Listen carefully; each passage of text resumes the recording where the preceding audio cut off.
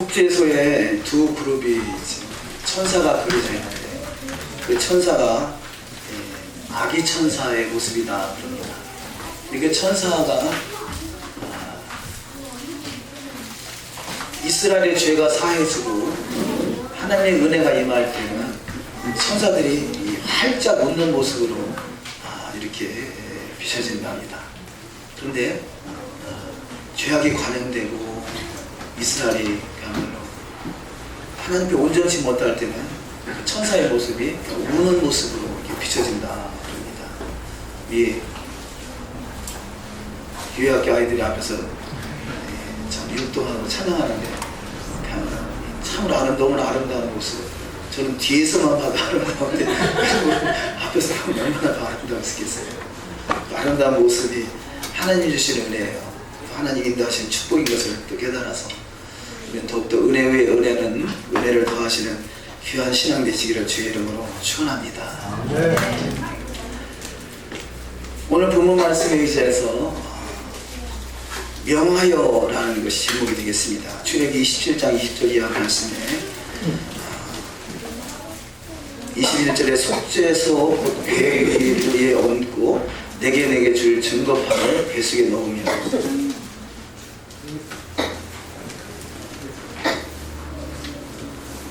제가 27장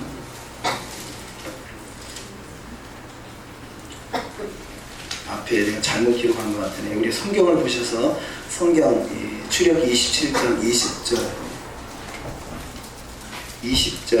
21절 이 성경을 펴신 분은 다 같이 합독하시겠습니다. 너는 또 이스라엘의 자손에게 나와야 담당으로 주의 순결한 구령을 정하게 하고 쓰러지지 않게 하고 펼쳐대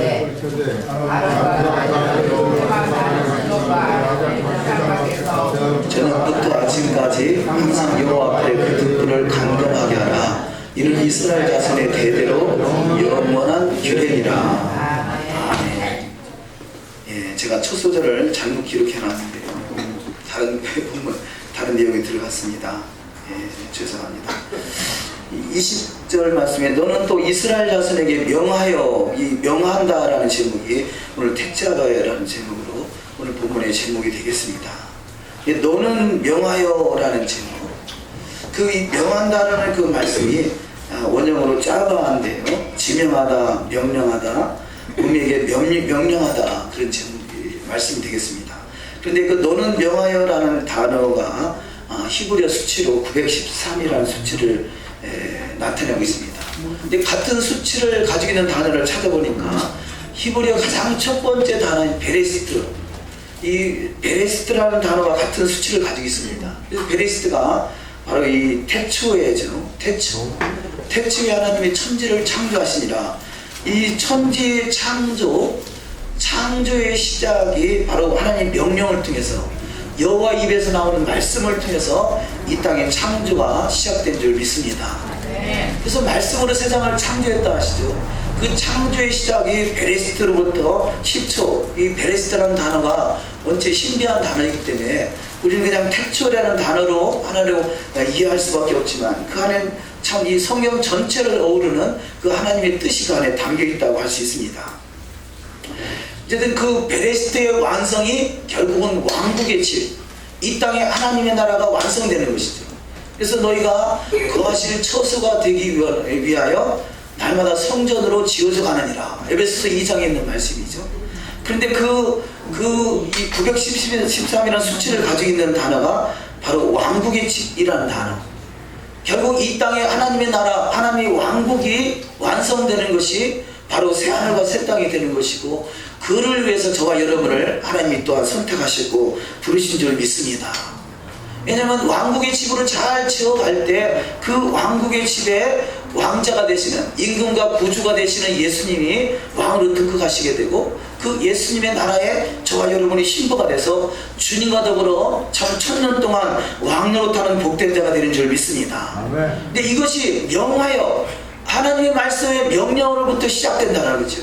그래서 궁극적으로는 태초에라는 단어 하나 속에도 이미 왕국의 집에 대한 그 메시지가 들어있습니다만, 그렇듯이 이 땅에 온전한 하나님의 나라, 하나님의 왕국에 건설되는 것은 명령, 하나님의 말씀을 통해서 시작되고, 그 말씀을 하나하나 우리가 이루어갈 때 그것이 바로 왕국이 이루어져가는 그 모습이요, 또한 그를 통해서 하나님의 영광이 임할 수 있는 복된 자리가 다 될 줄 믿습니다. 같은 수치를 가지고 있는 단어가 각기 종류대로라는 단어죠. 창조가 시작될 때 하나님이 종류대로 창조가 이루어졌다는 것을 창세기 1장에서 볼 수 있는데요, 말씀 하나하나가 내 안에 이루어지는 그것이 바로 각기 종류대로 하나님의 창조가 완성되어가는 모습이고, 더욱더 완전함으로 이루어갈 수 있는 복된 자가 되시기를 주님의 이름으로 축원합니다. 그래서 이 신부에게 주어지는 신부의 단어들이 이 탐임이라는 단어가 있어요. 탐임, 이것은 완전하다는 거죠. 우리는 불완전한 상태, 부족한 상태, 모난 상태에서 시작이 되지만, 내 시작은 미약하지만 그럼 내 나중은 신이 창대하리라. 할렐루야. 그렇듯이 부족한 인생 속에 시작하지만 그러나 그 완성품으로, 이 완전함으로 나오는 자, 그래서 하나님이 노아는 당대의 완전한 자라 창세기 6장에 말씀하겠죠. 이 하나님께서 아브라함에게 너는 내 앞에 성하여 완전하라 이렇게 말씀하겠어요. 그 완전이란 단어가 탐음이란 단어인데, 이것을 달리 번역하면 흠없다, 흠도 없이 점도 없이 보존되기를 원한다. 하나님의 영광스러운 교회를 세우기 원하여 흠도 없이 점도 없이 보존되는 자가 되시기를 주님의 이름으로 축원합니다. 그래서 이 또한 913이라는 수치를 가지고 있는 단어가 이 토체오 타오라는 단어인데, 위험으로부터 빠져나간다, 우리가 어떤 이르다라는 단어인데요, 결국은 왕국에 이르는 것이죠. 완성되는 것이죠. 주님의 신부의 반열에 이르는 자, 영광의 보좌에 이르는 자, 그래서 그것이 구원의 시작이요, 온전히 이 땅에서 벗어나서 완전한 하나님의 나라에 입성하는 자, 다 되시는 역사가 이 말씀을 통해서 이루어지는 자가 되시기를 주님의 이름으로 축원합니다. 아멘. 어쩌면 우리가 과거에 하나님의 은혜를 받은 기억이 있을 것입니다.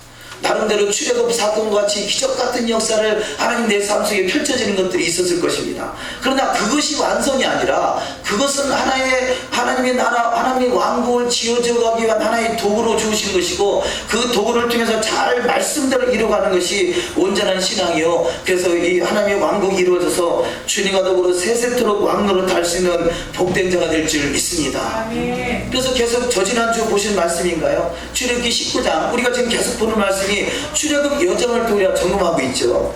출애굽기 19장 5절 이하 말씀에 너희가 내 말을 잘 듣고 내 언약을 지키면 나의 신부가 될 것이다 라고 말씀하고 있는 거죠. 세계가 다 내게 속하였나니 너희가 내 말을 잘 듣고 내 언약을 지키면 너희는 열국 중에서 내 소유가 되겠고, 너희가 내게 대하여 제사장 나라가 되며 거룩한 백성이 되리라. 너는 이 말을 이스라엘 자손에게 고할지니라. 바로 이 여호와의 명령을 통해서 여호와의 말씀을 잘 듣고 행하는 자에게, 언약을 지키는 자에게 소유가 되고 결국 주님의 신부가 되는 것을 깨달아서 우리는 더욱더 완전함에 이를 수 있는 복된 자가 되시기를 주님의 이름으로 축원합니다.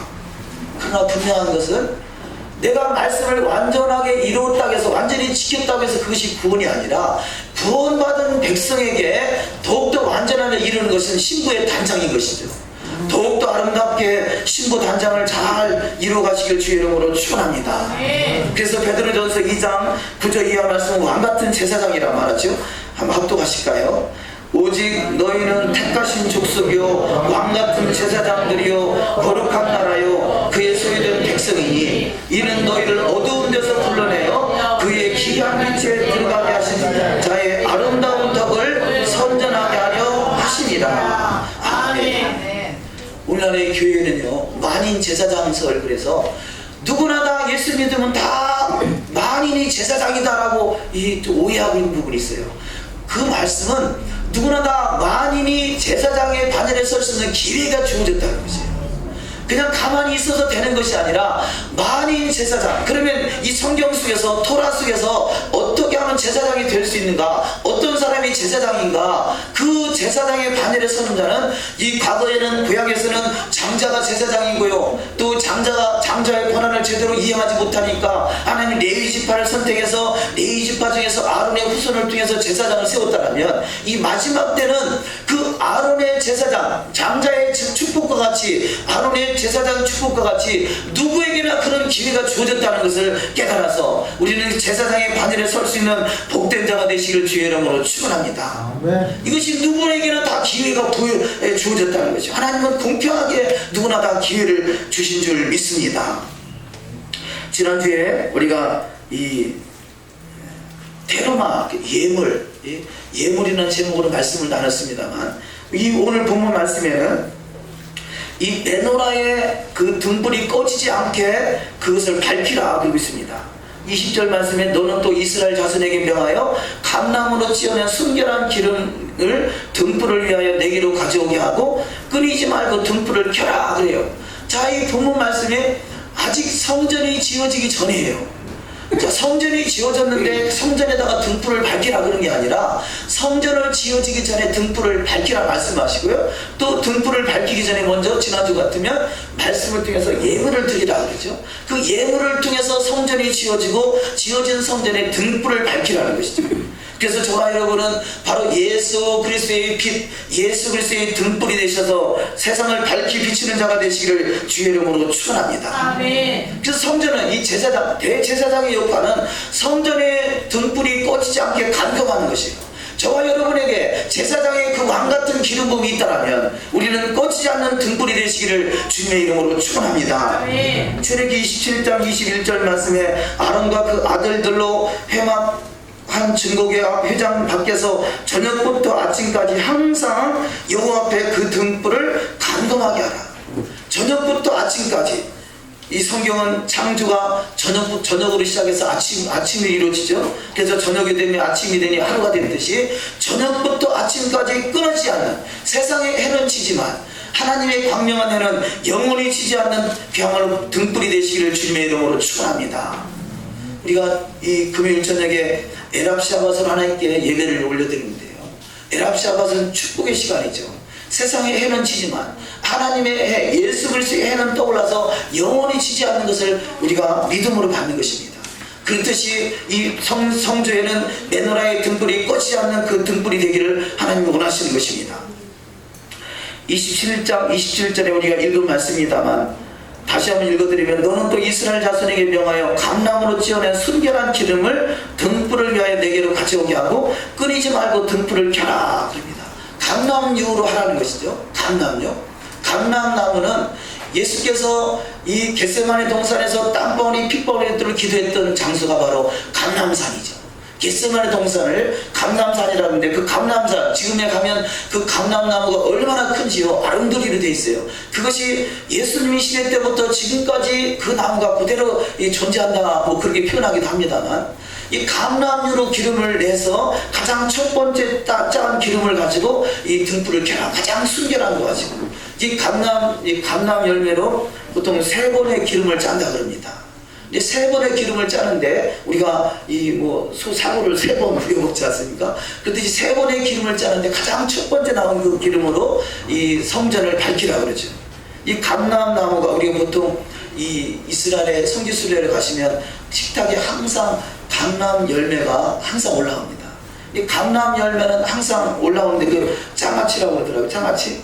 근데 그것이 우리는 그냥 평소에 늘 즐기지 않던 음식이니까 좀 먹긴 조금 거북스럽습니다만 그 감람나무 열매 한 식사 때마다 한 3-4개 정도 먹으면 풍토병이 걸리지 않는데요. 그래서 그래서 이 식탁에는 늘 감람 열매가 올라오죠. 어쨌든 이 순결한 것을, 순결한 감람 기름을 통해서 등불이 끊이지 않도록 저와 여러분이 순결한 신앙을 통해서 꺼지지 않는 등불이 날마다 밝혀지시기를 주의 이름으로 축원합니다. 시편 12편 6절 이하 말씀을 한번 합독하십니다.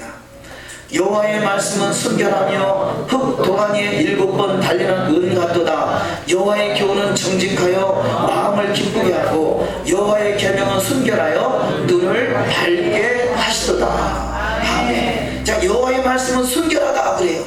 우리가 무엇을 가지고 감람유와 같은 순결함으로 나갈 수 있느냐? 여호와의 말씀이라는 거죠. 그 여호와의 말씀으로 순결하게 하나님께서 우리를 씻기 원하여 우리는 그야말로 감람나무 열매가 그 기름이 되기 위해서는 깨트려져야 되잖아요. 철저하게 부서져야 되잖아요. 우리 인생 속에 왜 부서질 일들이 생깁니까? 우리 어떤 환란이라는 과정을 통해서 이스라엘 백성들은 애굽에서 430년, 바벨론에서 70년, 이 세계 열방에서 2000년 동안 나라 없는 찢어지는 그 아픔을 통해서 강남류로, 순결한 강남류로 나오게 되어 있는 것이죠. 이스라엘이 2000년 동안 나라가 없었다고 해서 저들은 완전히 망한 것이 아니라, 그야말로 신앙이 대체된 것이 아니라 저들을 그야말로 순결한 기름으로 찍기 위한 하나님의 과정이었던 것이죠. 그렇듯이 우리가 순탄한 신앙을 바랄 것이 아니라 나의 삶의 여정 속에서 찌어지는 기름 되어 순결한 기름으로 나오는 역사가 있어야 될 줄 믿습니다. 그래서 여호와의 말씀은 순결하며 흙도간 위에 7번 단련한 은같도다 그래요. 단련될 때 영광의 속에 들어가면 들어갈수록 더욱더 순결함이 나타나듯이 저와 여러분 인생의 환난이나 고난이나 문제는 역경은 나를 단련하시리에 나를 정금같이 나오게 한 하나님의 뜻과 섭리가 그 속에 있는 줄 믿습니다. 그래서 여호와의 교훈은 정직하며 마음을 기쁘게 하고 여호와의 계명은 순결하여 눈을 밝게 하시도다. 우리는 수건으로 가려놓은 거나 마찬가지예요. 그러나 말씀대로 이르기 위해서 몸부림을 치며 나아갈 그때마다 조금씩 이 우리의 가려져 있는 것들이 거쳐지고 그야말로 여호와의 영광이 환하게 비춰지는 축복된 삶이 다 될 줄 믿습니다.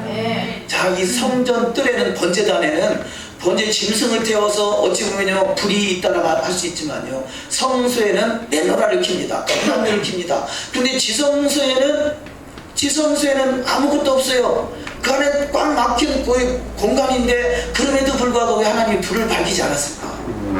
지성소에는요 불이 필요 없어요. 왜냐하면 그곳에 하나님의 영광이 친히 임하는 장소가 그래요. 우리는 이 세상에 있을 때는 번제가 되고 하나님께 번제로 드려질 필요도 있고요, 또 이 메노라가 돼서 순결한 기름으로 드려질 필요도 있지만 지성소에 들어갈 수 있는 믿음이 되면 주님의 빛이 환하게 비추기 때문에 해와 달의 비침이 쓸데없는 것이 바로 지성소인 것이죠. 우리는 바로 해와 달이 쓸데없는 그 나라에 지성소에 주님의 친히 빛이 되는 그 나라에 능력 입성하는 모두가 다 되될 줄 믿습니다. 계시록 14장 4절 말씀을 합독하십니다. 이 사람들은 여자와 더불어 더럽히지 아니하고 순결한 자라, 어린 양이 어디로 인도하든지 따라가는 자며 사람 가운데에서 순양함을 받아 처음 익은 열매로 하나님과 어린 양에게 속한 자니. 아멘. 자, 이 사람들은 여자로 더불어, 여자라는 것은 세상을 말하죠. 세상으로 더럽히지 않은 자, 순결한 자라, 어린 양이 어디로 인도하든지 따라가는 복된 자가 되시기를 주님의 이름으로 축원합니다. 어린 양이 어디로 인도한다. 오늘 본문 말씀같이 너는 명하여, 하나님의 말씀이 떨어졌을 때 어딘지 이끌어가는 것이 이게 바로 토라의 완성이요, 이 왕국의 완성이요, 주님의 왕국이 건설되어 주님의 거하실 처소로 세세 무국도록 함께하는 복된 자리가 다 될 줄 믿습니다. 세 번째 말씀으로 성소의 등불을 끊이지 말고 켜는 것은 영원한 규례라 그래요. 영원한 규례. 출애굽기 7장 21절 말씀 다시 합독하십니다. 아론과 그 아들들로 회막한 증거궤 앞 회장 밖에서 저녁부터 아침까지 항상 여호와 앞에 그 등불을 감검하게 하라. 이는 이스라엘 자손의 대대로 영원한 규례이라.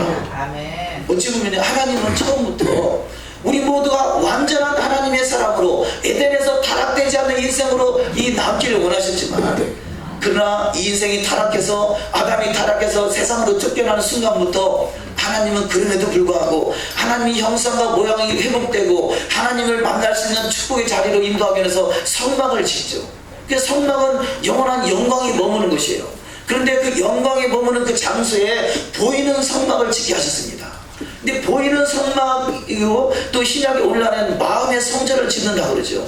그러면 처음부터 하나님이 보이는 성막을 짓고 그 다음에 마음의 성전을 짓고 이게 아니라 처음부터 하나님이 마음을 받기 원하셨지만 마음이 엉뚱한 데 가 있기 때문에 눈으로 보여지는 성막을 통해서 또 이 눈으로 보이는 성막이 온전한 것이 아니라 마음부터 먼저 내 중심을 받으신 하나님 앞에 마음을 다스릴 수 있는, 마음을 드릴 수 있는 그 성막을 짓는 시기가 오늘날의 시기라면, 마지막 제3성전의 시기는요 바로 이 성막과 마음이 또 하나가 돼서 드려지는 때가 바로 마지막 시기인 것이죠. 이 시기에 우리는 마음이 잘 성전이 지어져가고, 그래서 이 구약에 있었던 성전과 신약에 있었던 마음의 성전이 온전히 하나 돼서 한 마음 한 뜻 되어 하나님께 영광을 돌릴 수 있는 진정한 예배의 동참자 주인공들이 되시기를 주의 이름으로 축원합니다. 그래서 끝절에 대대로 영원한 규례라 말씀하는 거예요. 구약의 제사는 과거에 폐해졌다고 생각했던 것이 폐한 것이 아니라 너희가 중심을 먼저 받으시겠다라는 그 시기인 것이고, 성령이 임하시면 마음판에 할례를 받게 하시고 마음판에 말씀이 새겨지게 하시고 말씀이 이루어가는 일에 쓰임받게 하시고 영원한 규례를 성취하도록 인도하시는 줄 믿습니다. 하나님의 빛은 창세기부터 있었죠. 1장 3절에 하나님이 이르시되 빛이 있으라 하시니 빛이 있었고, 이사야 60장 1절에 일어나라 빛을 발하라 이는 내 빛이 이르렀고 여호와 영광이 내 위에 임하였습니다. 예수 그리스도의 빛을 진정으로 받았다라면 저와 여러분은 세상을 비치는 빛의 자녀들이 다 되는 축복이 반드시 일어나야 될 줄 믿습니다. 자, 세 번째 말씀으로, 그래서 제사장들은 거룩한 옷을 지어 입어라 그렇게 말씀하고 있어요. 자, 과거에 예수 믿기 전에나 또 예수 믿는 순간부터 우리가 거룩함으로 이루어진다기보다 최소한 제사장의 반열에 서기를 원한다면 거룩한 옷을 지어 입으라는 것이죠. 출애굽기 28장 2절 이하 말씀을 합독하십니다. 내 형 아론을 위하여 거룩한 옷을 지어서 영원롭고 아름답게 할지니 너는 무릇 마음에 지혜 있는 자 곧 내가 지혜로운 영으로 채운 자들에게 말하여 아론의 옷을 지어 그를 거룩하게 하여 내게 제사장 직분을 행하게 하라. 아멘. 자, 과거에는 구원받은 것으로 만족하는 시대가 있었어요. 그러나 지금의 시대는 바로 이스라엘에 대한 관점이 열려지게 되고, 이스라엘에 대한 관점이 열린다는 것은 하나님이 이 출애굽기 19장 5절 이하 말씀에 이스라엘을 바로 제사장 나라로 선택했다는 것이에요. 그러면 우리 가운데 이스라엘에 대한 관점이 열려지고 있다는 이야기는 제사장 나라의 그 제사장으로 부름을 받았다는 제사장의 기름 부음이 있다는 증거라는 거죠. 그러면 하나님의 마음을 실망시키는 정도의 신앙이 아니라 우리는 반드시 하나님의 마음을 감동시키는 자가 되어야 될 줄 믿습니다. 오늘의 토라 포션의 말씀의 이 복음서가 이 히브리서 12장에 있는 말씀인데요. 히브리서 12장 말씀에 12장 15절 말씀에 너를 다스리는 자, 너를 가르치는 자를 즐겁게 할 것이냐 아니면 슬프게 할 것이냐 하는 것이죠. 우리는 여호와의 말씀을 듣는 우리는 여호와의 말씀을 통해서 주님을 기쁘게 하는 자가, 주님을 즐겁게 하는 자가 되시기를 주의 이름으로 축원합니다. 이것이 바로 이스라엘이요, 이스라엘에 대한 정체성은 바로 제사장 나라인 것이고, 제사장 나라가 온전히 이루어질 수 있는 복된 자가 다 되시기를 주님의 이름으로 축원합니다. 자, 알리야 두 번째 말씀으로 제사장 복에 대해서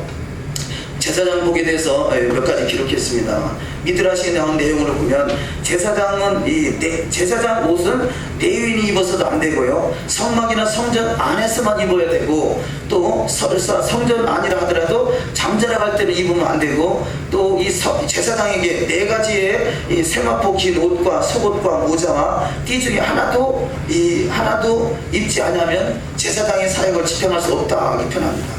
이 제사장이 옷에 대해서 이 기회가 되면 구체적으로 설명하도록 하겠습니다. 그 다음에 판결 흉패가 있죠. 제사장이 옷을 입고 판결 흉패가 있는데 여기가 12보석으로 되어 있습니다. 근데 이 12보석은 바로 이스라엘 12지파의 이름이 기록되어 있죠. 이번에 이스라엘 갔을 때 이 메시아닉 교회, 예수 믿는 유대인이 세운 교회, 아주 활발하게 교회가 부흥돼가고 있더라고요. 많은 여러 교회를 이스라엘 안에서 여러 교회를 세워나가는데, 그거 보니까 앞에다가 숫자가 아니라 12지파의 그 각 지파별로 보석을 상징하는 그 그림들이 쫙 그려져 있는데 참 멋있더라고요. 그런데 저도 그런 생각을 해봤어요. 여기다가 12보석을 상징하는 걸 딱 붙여놓으면 과연 어떻게 반응할까? 그래서 지금 조심하고 있어요. 뭐 하나하나 옮기는 것도요, 참 조심스럽더라고요. 우리가 적용한다는 것이. 그래서 오늘 샤반 예배팀은 당연히 히브리어를 쓰고 토라 이야기하도 전혀 무리가 없고 더 그 은혜를 사모하는 분들이 모이지만요, 우리 첫째 날 예배 때, 일요일 예배 때 토라 얘기하고 히브리 얘기하니까 못 알아듣는 얘기 왜 하냐 그러고 있어요. 이웃교회로 가신 분들이 있어요. 그만큼 닫혀 있는 것이죠. 그런데 그래서 뭐 하나 이동하는 게 참 조심스러워요. 과거에 윤석전 목사님을 통해서 들었던 것 같은데요. 그 설교 중에 그런 말씀을 하시더라고요. 이 어느 장로교회인데 앞에 이제 소강대상이 하나 이게 있는데 이 소강대상이 이쪽에 있는 것이 이쪽으로 옮기면 참 좋겠다 싶어서 이 장로님들에게 건의를 했더니 뭐 그 소강대상이 움직이면 뭐 큰일 날 것 같이 말하더래요. 그래서 도저히 그냥 못 움직였대요. 그래서 그 목사님이 나름대로 꾀를 내가지고 한꺼번에 이쪽으로 가면 큰일 나겠다. 그래서 하루에 조금씩, 그러니까 한 주마다 조금씩 1년 만에 이쪽으로 옮겨놨대요. 근데 1년 돼서 아무도 얘기를 안 하더래요. 전혀 문제가 없어요. 우리는 자기가 가지고 있는 틀에 벗어나면 큰일 날 줄 알아요. 그래서 우리가 보통 변화가 없으면 발전이 없다 그러잖아요. 뭔가 이 하나님의 나라, 하나님을 닮아가고 말씀을 이루어가는 일에 있어서는요, 우리는 변화를 과감히 실행해야 돼요. 할렐루야. 변화를 이게 나이 먹을수록 변화를 두려워한다 그러잖아요. 우리는 예수 믿는 사람은요, 나이는 숫자에 불과해요. 우리가 내가 지금 변화를 두려워하고 있다면 나이 먹었다는 증거고 세상의 기준으로 판단하고 있다는 증거예요.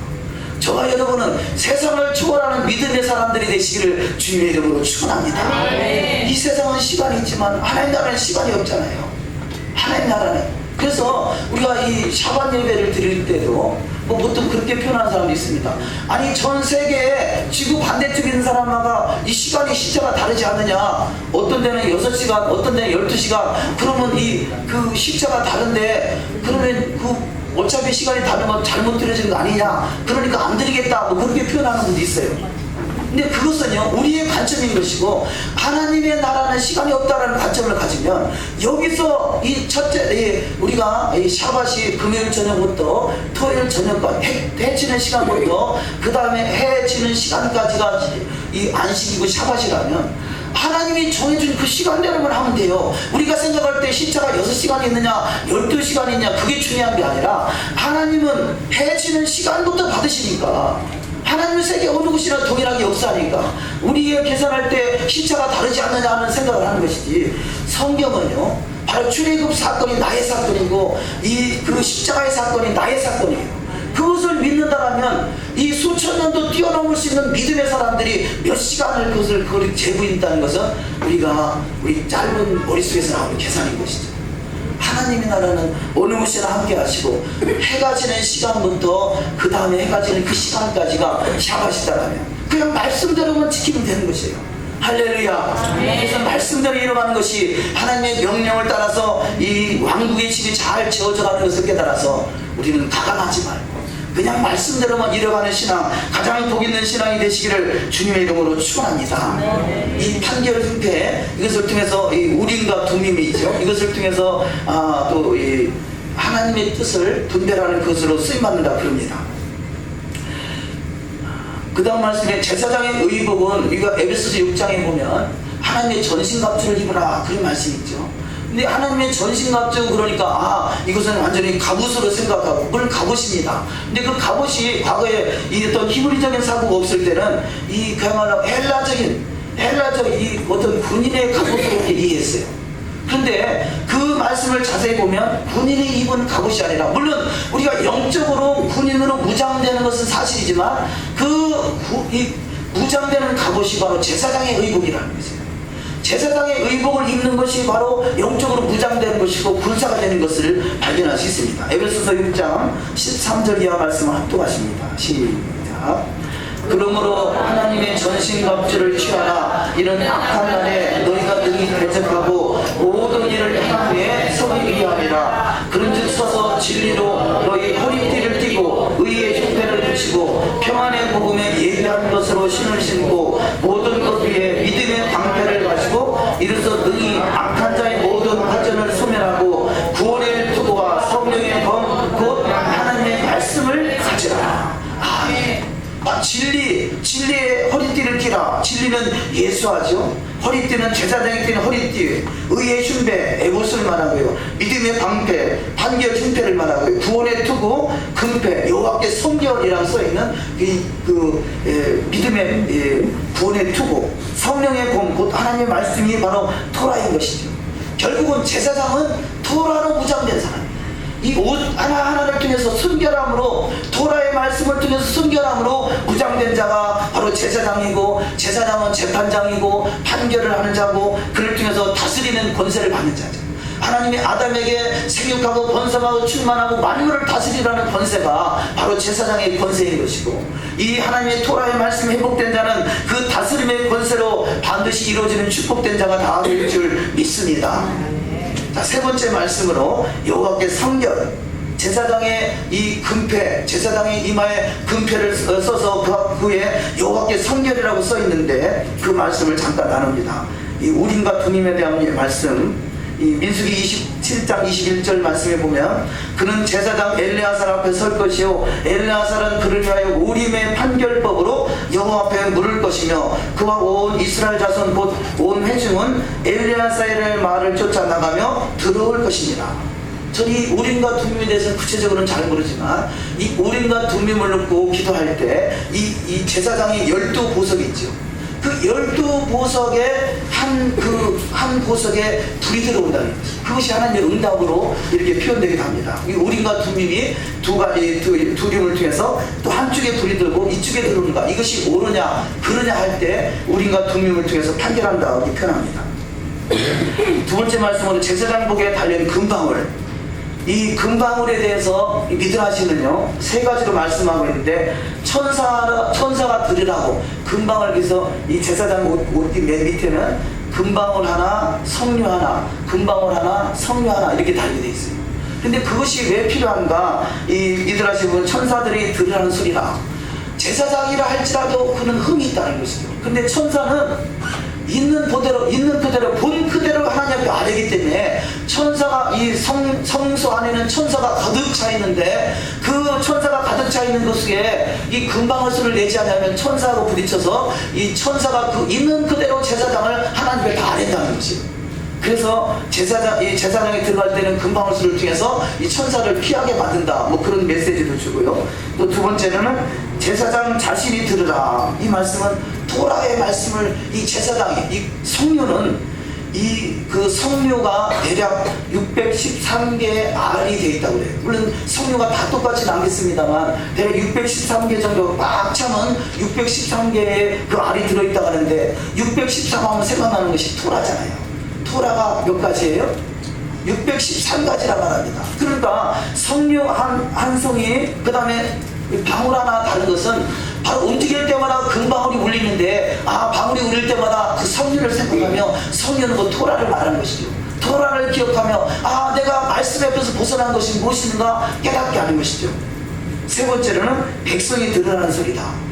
지금 그 성소 안에서 대제사장이 움직일 때마다 그 소리를 통해서 제사장이 일하고 있구나라는 것을 깨닫게 한다는 것이죠. 자, 금관, 두 번째 금관 이야기. 여호와께 성결이라 적혀있는 써있는 그 금패를 이마에 하는데요, 미드라시에 보면, 미드라시 내용으로는 말 없는 설교가 된다는 거죠. 이 제사장이 이마에 성결 이렇게 써있으면 사람들이 전혀 죄에 대한 의식이 없이 움직이다가 대제사장의 그 이마를 보는 순간에 여호와께 성결 그러면, 그 성결이라는 단어가 살아서 그 신령을 깨뜨린다는 거죠. 그러니까 물론 보기만 해도 내가 잘못했구나 하고 자신을 깨닫게 되겠습니다만, 그 말씀이 살아서 어떤 무언의 설교가 돼가지고 깨닫게 한다는 거죠. 출애굽기 28장 34절 35절 한번 합독하십니다. 그 옷 가장자리로 돌아가며 한 금방울 한 석류, 한 금방울 한 석류가 있게 하라. 아론이 입고 여호와를 섬기러 성소에 들어갈 때와 성소에서 나갈 때 그 소리가 들릴 것이라. 그리하면 그가 죽지 아니하리라. 자, 이 성소에서 방울 소리가 울린다는 이야기는 아직까지 사역을 하고 있다는 이야기고, 죽지 않는다. 그래서 과거에 보통 이 대제사장의 1년에 1차씩 지성소에 들어갈 때 이 발목에다 끈을 묶어놓는다 그럽니다. 가서 소리가 안 나오면 죽었구나 해서 그 소리 잡아 당겨서 끌어낸다는 거죠. 아무도 들어갈 수가 없기 때문에. 어찌하든지 이 금방울 소리가 날마다 우리 심령수에 울려짐으로 우리는 말씀에서 깨어있는 자, 날마다 빛을 발하는 자가 되시기를 주님의 이름으로 축원합니다.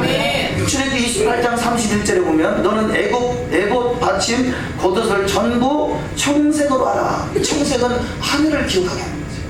하늘에 계신 하나님을 기억하며 토라의 말씀으로 613가지를 기억하면서 내가 말씀 앞에서 벗어난 것이 무엇이 있는가. 이것이 바로 주님 앞에 더욱더 신부로 잘 단장돼서 왕같은 제사장의 바늘에 설 수 있도록 이 방울 소리가 날마다 귀에 쟁쟁하게 들리시기를 주님의 이름으로 축원합니다. 자, 다음 말씀으로 출애굽기 28장 36절 이하 말씀을 합독하십니다. 너는 또 정금으로 패를 만들어 인을 새기는 도구로 그 위에 새기되 여호와께 성결이라 하고 그 패를 청색 끈으로 관 위에 베되 곧 관 전면에 있게 하라. 아론과 그 아들들이 회막에 들어갈 때나 제단에 가까이 하여 거룩한 곳에서 섬길 때 그것들을 입어야 죄를 지어서 죽지 아니하리니 그와 그의 후손에 영원히 지킬 규례니라. 아멘. 자, 제사장이나 대제사장은 특별히 구별되는 사람들이잖아요. 바로 성막에 들어갈 수 있는 자가 누구냐? 제사장이고 대제사장인데 그들이 거룩한 곳에 서는 자가 바로 제사장이고 옷 하나도 색깔 하나도 이 머리 이마에 쓴 것도 다 성결케 하기를 원하시는 하나님의 뜻인 것이죠. 히브리서 12장에 보면 예수 그리스도께서 피를 흘리신 이유가 우리를 거룩하게 하기 위함이라는 것이죠. 거룩이라는 것은 성소 안에서 이루어지는 단어인 것이고요. 그것은 제사장에게 주어지는 단어예요.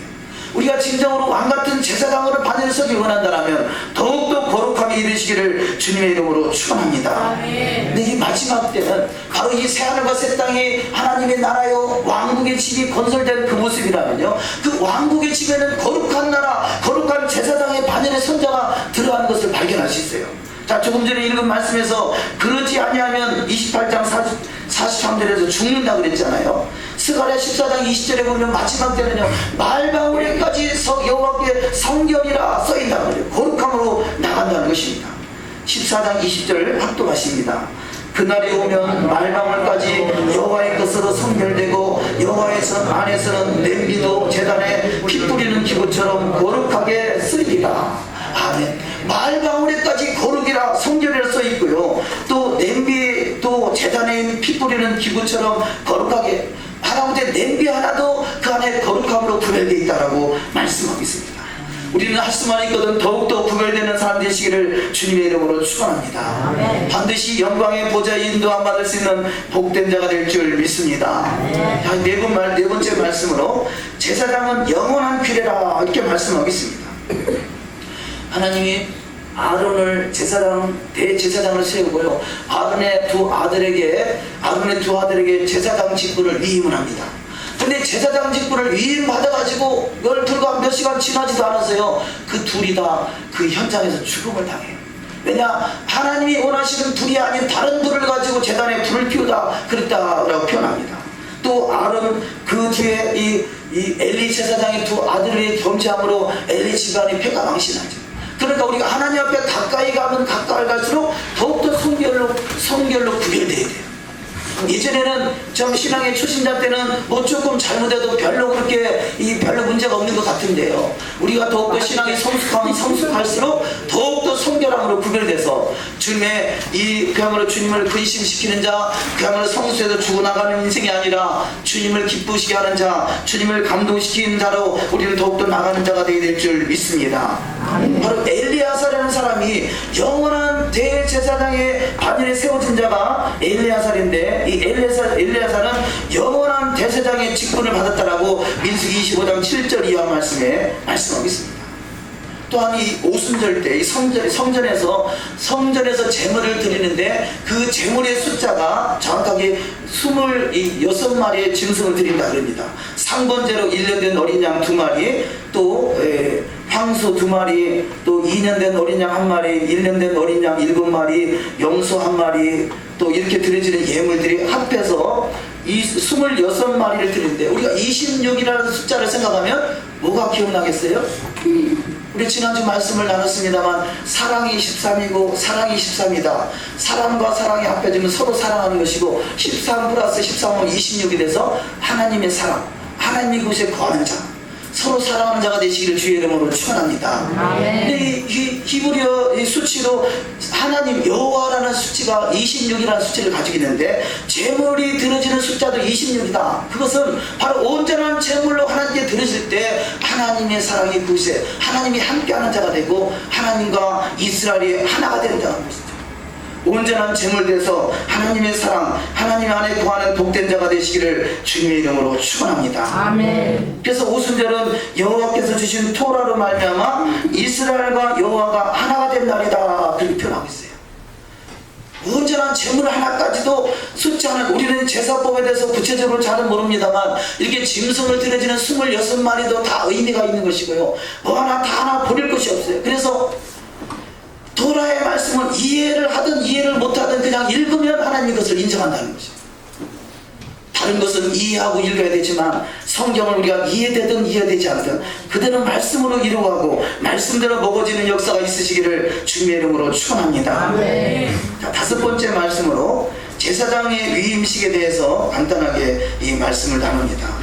먼저 이 상번제, 아침으로 저녁으로 드려지는 제사는 1년 내내 드려지는 것이에요. 아침으로 저녁으로. 그래서 그것이 상번제입니다. 근데 번제가, 상번제, 이것을 다른 말로 매일 드리는 제사, 이렇게 또 기록된 부분이 있습니다. 같은 말이죠. 상번제나 매일 드리는 제사. 그러니까 매일 드리는 제사는 번제로 드려지는 것이에요. 번제는 온전히 태워지는 것이죠. 이것이 바로 그리스도의 거룩한 산제사인 것이죠.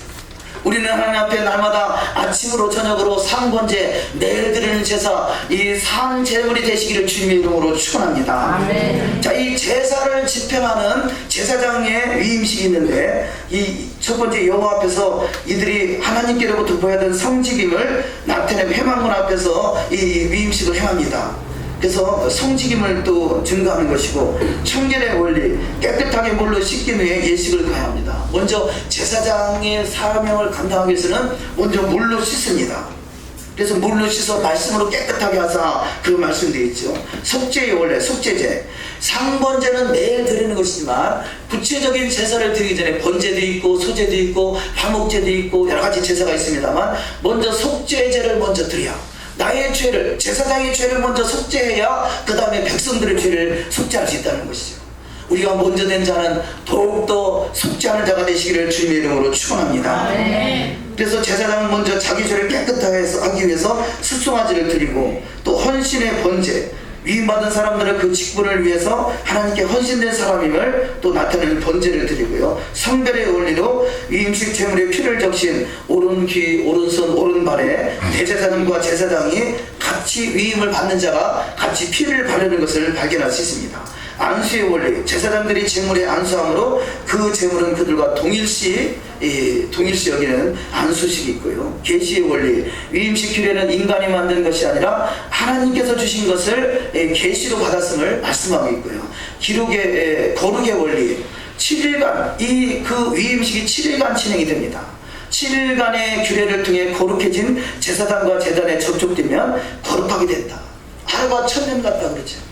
지금 이 6일이 7일째 안식으로 이루어진 것 같이 6,000년이 다 차고 있는 7,000년이 7이라는 숫자가 완성되는 시기가 오늘날의 시기인 것이고, 더욱더 거룩함으로 이루어갈 때 제사장같이 위임을 받아서 왕같은 제사장으로 쓰임받으시기를 주님의 이름으로 축원합니다. 아멘. 그래서 이 아침으로 저녁으로 번제를 드리듯이요, 이 사무엘 선지자, 그가 기름 부음을 주는, 기름 부음의 사명을 감당하는 사무엘이요, 자기는 평생의 기도에 쉬는 죄를 범치 않겠다 그랬죠. 나는 너희를 위하여 기도하기를 쉬는 죄를 여호와 앞에 결단코 범하지 아니하고 선하고 의로운 길을 너에게 가르칠 것인즉, 이렇게 말하고 있어요. 우리는 더욱더 아침으로 저녁으로 기도하는 자가 되시기를 주님의 이름으로 축원합니다. 아멘. 상번제에 대해서 잠깐 말씀을 나눕니다. 상번제를 드려지는 예수와 이 성경 속에서 아침으로 저녁으로 드려진다는 그 말씀과 같이 예수님은 그야말로 상번제를 하나님께 드려진 거죠. 출애굽기 29장 38절 이하 말씀에 내가 단위에 드릴 것은 이러하니라, 매일 1년 된 어린 양 2마리니 한 어린 양은 아침에 드리고 한 어린 양은 저녁에 드릴지며, 출애굽기 29장 41절에 한 어린 양은 저녁 때에 드리되 아침과 일반으로 소제와 전제를 그것과 함께 드려 향기로운 냄새가 되게 하여 여호와께 화제를 삼을지니. 그러니까 온전한 번제가 되면 그것이 화목제가 돼서 하나님께 향기로 올라간다는 것이죠. 계시록에 보면 이 성도들의 기도가 향이 돼서 하나님께 올라간다 그러죠. 아름다운 제물이 되는 것입니다. 출애굽기 29장 42절 이하 말씀에 이는 너희가 대대로 여호와 앞에 회막문에서 너를 드릴 번제라. 내가 거기서 너희와 만나고 내게 말하리라. 내가 거기서 이스라엘 자손을 만나리니 내 영광을 인하여 회막이 거룩하게 될지라. 그들은 내가 그들의 하나님 여호와로서 그들 중에 거하려고 그들을 애굽 땅에서 인도하여 낸 줄을 알리라. 나는 그들의 하나님 여호와니라. 자, 속죄제나 속번제는 자기의 죄를 대속하기 위해서 드려지는 제물이요, 그것이 회개라면요. 그러나 날마다 회개만 하는 것이 아니라 번제는 하나님 앞에 향기로운 예물을 올려드리는 시간인 것이죠. 그렇듯이 우리의 기도는 날마다 회개만 하는 것이 아니라 회개하고 회개 합당한 그 마음으로 하나님께 제물되어 하나님께 올라가는 것, 이것이 바로 하나님의 왕국이 건설되는 것이고, 그것이 정결한 그 나라에 주님이 임하셔서 오늘 지금 읽은 말씀과 같이 하나님이 거하시고 이 영광을 나타내 주신다라고 본문은 말씀하고 있습니다. 우리는 반드시 온전한 번제를 드려져서 여호와 영광이 항상 거하는 자, 항상 동행하는 자, 주의 말씀이 내 심령 속에 임하는 자가 되시기를 주님의 이름으로 축원합니다. 자, 이렇듯이 번제가 아침으로 저녁으로 하나님 앞에 온전히 제물돼서 향으로 올라간다라면요, 예수께서 번제의 제물 되셔서 향으로 드려진 것을 발견할 수 있습니다. 출애굽기 29장 38절 이하 말씀에 내가 단위에 드릴 것은 이러하니라. 매일 1년 된 어린 양 2마리니 한 어린 양은 아침에 드리고 한 어린 양은 저녁에 드리듯이. 마가복음 15장 25절에 보면 때가 자 삼시니 삼시가 되어 십자가에 못 박으니라. 여기서 삼시는 이스라엘과 이 우리나라와는 시간이 시차가 6시간이 있어요. 정확하게는 7시간인데요. 이것이 타임 시간에서 6시간으로 우리가 보통 표기를 합니다만, 그래서 6시간, 그러니까 성경에서 제3시는 3시 플러스 6시간 하면 제9시가 되는 거죠. 그러니까 예수께서 십자가에 달리는 시간이 바로 이 상번제를 아침에 드려지는 상번제의 시간에 드려진 것입니다. 그래서 때가 제3시가 되어 십자가에 못 박으니라. 자, 두 번째, 예수께서 운명하신 시간을 보면요, 마가복음 15장 34절에 제9시에 예수께서 크게 소리 지르시되 엘리 엘리 라마 사박다니 하시니, 이를 번역하면 나의 하나님 어찌하여 나를 버리셨나이까 하는 뜻이라. 제9시에다가 이 6시간을 더하면 오후 3시가 되는 거죠. 그래서 아침으로 저녁으로 드려지는 제사가 돼서 하나님의 상번제로 하나님 앞에 제물이 되신 것이에요. 자, 이렇듯이 이 상번제는요, 이 출애굽 사건뿐이 물론이거니와 이 번제, 제물로 드려지는 것은 영원한 규례라고 성경은 말씀하고 있는 것이죠. 그리고 오늘날의 제물이 뭐냐? 다니엘 성전이 그야말로 회파되고 또 이 바벨론의 포로로 끌려가고 성전에서 제물을 드릴 수 있는 시기는 아니잖아요. 제물을 드릴 수 없는 그 시기에 다니엘은 하루에 3번씩 창문을 열어놓고 하나님 앞에 성전을 향하여 그가 기도했다라고 말씀하고 있습니다. 이것이 바로 상번제가 되는 것이고 상제사가 되는 것이고 그리스도께 상제물로 드려지는 것이고, 이것이 상번제로 드려졌던 것이죠. 그래서 예수님이 오전 9시에 십자가에 달리시고 12시에 내가 목마르다 하시고, 그래서 이 우슬주에 쓴 물을 입에, 쓴 신포도주를 입에 이게 머금었다 그러죠. 오후 3시에 운명하십니다. 그렇듯이 이스라엘 백성들은 지금까지 최소한 3번 이상의 시간을 정해서 그는 기도하고 있습니다. 그야말로 상번제를 드리기 원하는 마음인 거죠. 성전이 있을 때는 성전에서 제물을 통해서 상번제의 제사를 드렸지만, 오늘날은 성전이 무너진 시대예요. 지금은 마음의 성전을 지어져 가는 시대예요. 마음의 성전은 상번제가 드려져야 될 시간이에요. 우리는 할 수만 있거든. 하루에 3번씩, 그것도 어려우시면 아침으로 저녁으로 시간을 정해놓고 기도하는 자가 되시기를 주님의 이름으로 축원합니다. 다니엘서 8장 11절 이하 말씀 합독하십니다.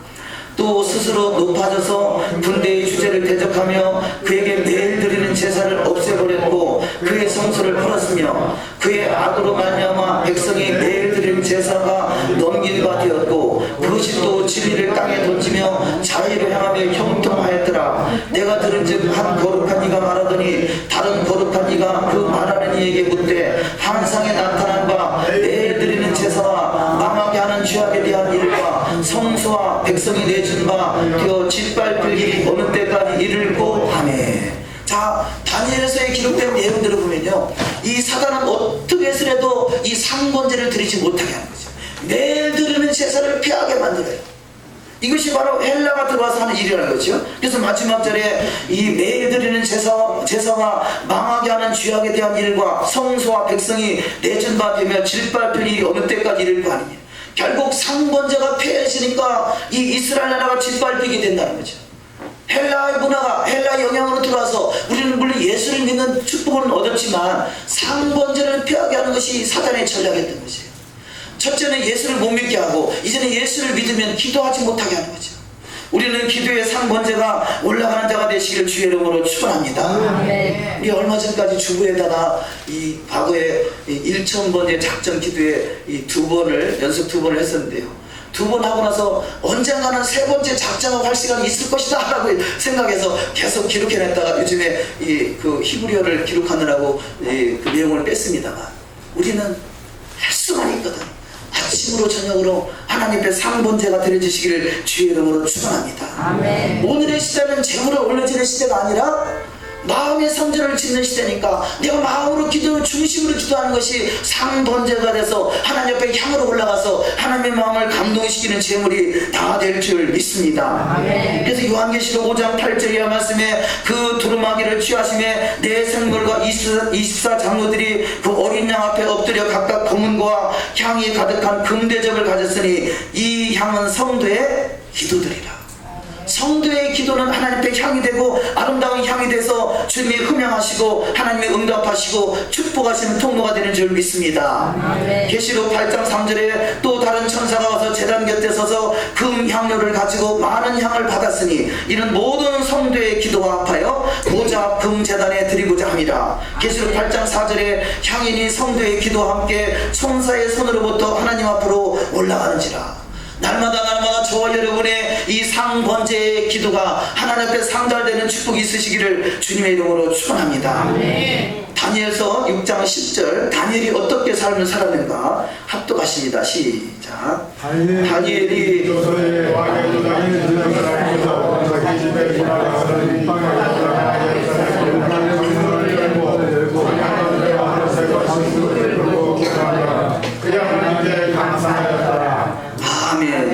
감사가 바로 화목제죠. 하나님 앞에 번제가 돼서 올라갈 때 이것이 하나님이 받으실 때 화목해지는 거죠. 이것이 하나가 되는 것이고 하나님이 받을 만한 제사가 돼서 다니엘에게 위대한 역사, 위대한 하나님의 그 환상과 이상과 꿈을 그 다니엘에게 심어준 것을 성경을 통해서 발견할 수 있습니다. 우리는 그야말로 상번제가 온전히 하나님께 드려져서 주님과 하나 되어 주님의 영광의 나라가 이 땅에 풍성하게 임할 수 있는 복된 자가 다 되시기를 주의 이름으로 축원합니다. 베드로나 요한들도 이 사도 바울도 마찬가지로 이런 상번제의 개념으로 하루에 3번의 시간을 정해놓고 기도하는 삶을 발견할 수 있습니다. 사도행전 3장 1절 말씀에 제9시 기도 시간에 베드로와 요한이 성전에 올라갔다 합니다. 바로 제9시 기도 시간이 제9시에 예수님이 그 운명하신 시간이죠. 10장 30절에 고넬료가 이르되 내가 나를 전 이맘때까지 내 집에서 제9시 기도를 하는데 갑자기 한 사람이 빛난 옷을 입고 내 앞에 서 있다. 바로 이 제9시 기도 시간에 그가 응답을 받고 천사를 만나고 하나님의 영광을 대면할 수 있는 복된 자가 된 것을 발견할 수 있습니다. 그래서 누가복음 23장 44절 합독하십니다. 때가 제60쯤 되어 해가 빛을 잃고 온 땅에 어둠이 임하여 제90까지 계속하더니 하나님의 그 말씀을 1점이라도 가감되지 않고 뭔가 의도가 있는데 제60쯤 되어 해가 빛을 잃었다. 그러니까 제3시에 십자가에 달리셨다. 6시에 빛을 잃었다. 그 다음에 제90까지 계속하며 9시에 예수님이 운명하시는 것을 성경을 통해서 발견할 수 있습니다. 이런 하나님의 의도 속에 우리는 그 제3시와 제6시와 제9시가 어떤 의미를 가지고 있는 구체적으로 모르지 알지라도 우리는 그 시간에 기도의 향이 하나님께 올라갈 수 있는 상번제의 주인공, 사안제사의 주인공들 되시기를 주님의 이름으로 축원합니다. 마가복음 9장 29절에 이르시되 기도 외에는 다른 것으로 이런 유가 나갈 수 없느니라 또 말씀하시죠. 디모데전서 4장 5절 말씀에 하나님의 말씀과 기도로 거룩하시니라. 우리가 어떻게 제사장의 반열에 설 수 있느냐? 말씀과 토라의 말씀과 거룩함으로 이루어갈 수 있는 이 향이 될 수 있는 기도를 통해서 거룩함은 제사장에게 주어지는 단어라고 그랬죠. 성수에서 이루어지는 나라. 우리는 반드시 성수에 입성하는 자가 되어야 될 줄 믿습니다. 성수에 입성해서 주님을 만나서 주님과 더불어 천년 동안 왕노릇 할 수 있는 자가 되어야 되잖아요. 그것은 바로 말씀과 기도로 돌아와 주님 앞에 드려지는 이 상번제를 통해서 이루어가는 것을 발견할 수 있습니다. 또한 이렇게 상번제, 그 마음의 중심이 어떤 자세느냐, 로마서 12장 1절 말씀 합독하십니다. 그러므로 형제들아, 내가 하나님의 모든 자비하심으로 너희를 권하느니 너희 몸을 하나님이 기뻐하시는 거룩한 사함제사로 드리라. 이는 너희 드릴 영적 예배니라. 아멘. 너희가 드릴 거룩한 산제사, 이것이 바로 상번제요, 아침으로 저녁은 드려지는 제물이요, 제물은 이 번제는 온전히 태워지는 것이에요. 온전한 사함제사가 돼서 하나님의 왕국으로, 이 주님의 왕의 나라로 온전히 건설되는 축복이 반드시 일어날 줄 믿습니다. 아멘. 그래서 마지막으로 향기로운 향이 되어, 분향단은 바로 향이 되는 그런 단위라 할 수 있죠. 그 밑에 좀 내려가셔서 이 분향단의 의미, 성도들의 기도, 분향단을 통해 올라가는 향은 성도들이 하나님께 드리는 기도를 상징하고요. 또한 요한은 성도들의 기도가 천사들의 손에 통해 하나님께로 올라가고 있으며 하나님께서 천사를 통해서 그 기도에 응답해 주시는 모습을 이 계시록 8장 3절 이하 말씀에 말씀하고 있습니다. 이 분향단의 기도는, 성도들은 그 분향단은 조각목으로 만들어져요. 조각목으로 만들어지고 그 다음에 이 정금으로 쌓아라 그럽니다. 조각목은 아카시아 나무예요. 아카시아 나무 같은 보잘것없는 우리 이 사람 인생이지만 그것에 하나님의 그 신성을 상징하는 정금으로 쌓여질 때 그것이 분향단으로 쓰임받게 되는 거죠. 우리는 부족하지만 예수 그리스도의 보혈의 공로 의지하여 믿음으로 기도할 때 우리는 정금같이 올라가는 향이 되는 축복이 있을 줄 믿습니다. 그래서 기도는 믿음으로, 정금같이, 또 공의로, 하나님 말씀으로, 토라의 말씀으로 흩어지지 않는 정사각형, 온전한 그 하나님의 모습으로 세워지는 것이죠. 기도는 성도들을 능력을 또 더한다. 내뿌른 능력을 표현합니다. 기도는 성령 안에서 등대의 불빛과 같이 주님의 이름으로 간구할 때 빛을 발하는 것이죠. 기도는 쉬지 말고 계속 기도할 때 아침으로 저녁으로 들어가는 향이 돼서 올라갑니다. 성도들의 기도는 천사의 손에 의해서 하나님께 올라가며 그들에 의해 성도들에게 응답되는 그 말씀이 또 계시록에서 기록하고 있습니다. 이렇게 매일 드리는 제사가 그 기도의 향이 돼서 하나님께 올라갈 때 하나님 그곳에서 만나주신다라고 성경은 말씀하고 있습니다. 출애굽기 30장 6절 이하 말씀 합독하십니다. 그 단을 증거궤 및 속죄소 맞은편 곧 증거궤 앞에 있는 장밖에 돌아 그 속죄소는 내가 너와 만날 곳이며 아론이 아침마다 그 위에 향기로운 향을 사르되 등불을 정리할 때 살을 찌며. 아멘. 자, 향기로운 향이 돼서 올라갈 때 하나님이 그곳에서 만나주신다라고 말씀하고 있어요. 이것이 샤밧이 이루어진 것이죠. 진정한 안식인 것이고 자유인 것이고 진정한 하나님의 나라인 것입니다. 우리는 하나님의 나라를 사모하는 정도가 아니라 하나님의 나라를 누리는 자가 되시기를 주님의 이름으로 축원합니다. 아멘. 자, 마지막으로 이 하나님의 은혜 안에 임하셔서 하나님 우리 가운데 하늘과 땅이 통일돼서 하늘에 속한 모든 신령한 모든 이 땅이 복주시기를 하나님이 사모하라는 거죠. 찬송가 에베소서 1장 3절 이하 말씀 합독하십니다. 찬송하리로다. 하나님 곧 우리 주 예수 그리스도의 아버지께서 그리스도 안에서 하늘에 속한 모든 신령한 복으로 우리에게 복 주시되 이는 그의 사랑하시는 자 안에서 우리에게 거저 주시는 바 그의 은혜의 영광을 찬미하게 하려는 것이라. 아멘. 우리는 아카시아 같이 보잘것없는 인생이지만 우리 주님의 정금 같은 그 믿음으로 말미암아 쌓아져서 우리가 드려지는 기도의 향이 하나님의 마음을 감동시키고 주님을 만나주셔서 그곳에서 하늘에 속한 모든 신령한 복으로 복주사 하늘의 것이 이 땅에 이루어지는 축복된 삶. 그래서 왕국이 건설되고 그 왕의 나라의 보좌에 주님의 보좌 우편에서 천하를 다스릴 수 있는 복된 자가 되시기를 주님의 이름으로 축원합니다. 아멘. 기도하십니다.